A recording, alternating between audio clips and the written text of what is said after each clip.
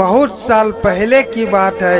एक गांव में एक आवारा लालची कुत्ता भूख के मारे खाने की तलाश में इधर उधर भटक रहा था। वह गांव में बहुत इधर उधर घूमा, लेकिन खाने के लिए उसके हाथ कुछ भी नहीं लगा। फिर घूमते घूमते वह एक कसाई के दुकान पर आ पहुंचा। वहां पर उसे हड्डी के साथ एक मांस का टुकड़ा पड़ा मिला। वह बहुत खुश हुआ और अपने आप से सोचने लगा, अरे वाह, आज तो कितना स्वादिष्ट मांस खाने के लिए मिल गया है और साथ में एक हड्डी भी है। आज तो खाने में बहुत मजा आएगा।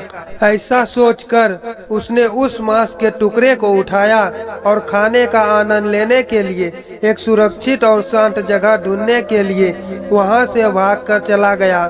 उसे एक पेड़ के नीचे मन चाही जगह मिलती है, वहां पर बैठता है और उस हड्डी के मांस के टुकड़े को खाने लगता है। खाते खाते उसने मांस के टुकड़े को पूरा खा लिया और सिर्फ हड्डी बची थी।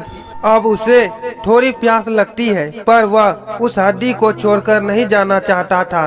तो वह उस हड्डी को ऐसे ही मुंह में पकड़ के नदी के किनारे आ गया। उस नदी पर इस पार से उस पार तक जाने के लिए एक पुल बना हुआ था।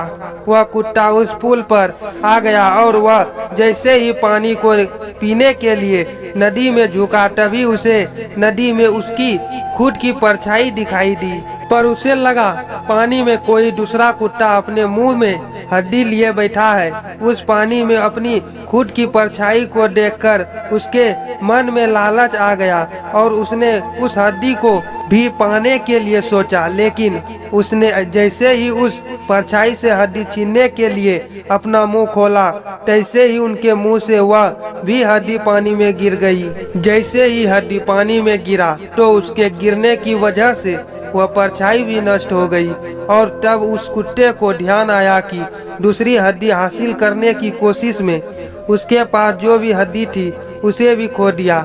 इस कहानी से हम यही सीखे कि जो चीज़ हमारे पास है उसका ख्याल रखना चाहिए और कभी भी लालच नहीं करना चाहिए।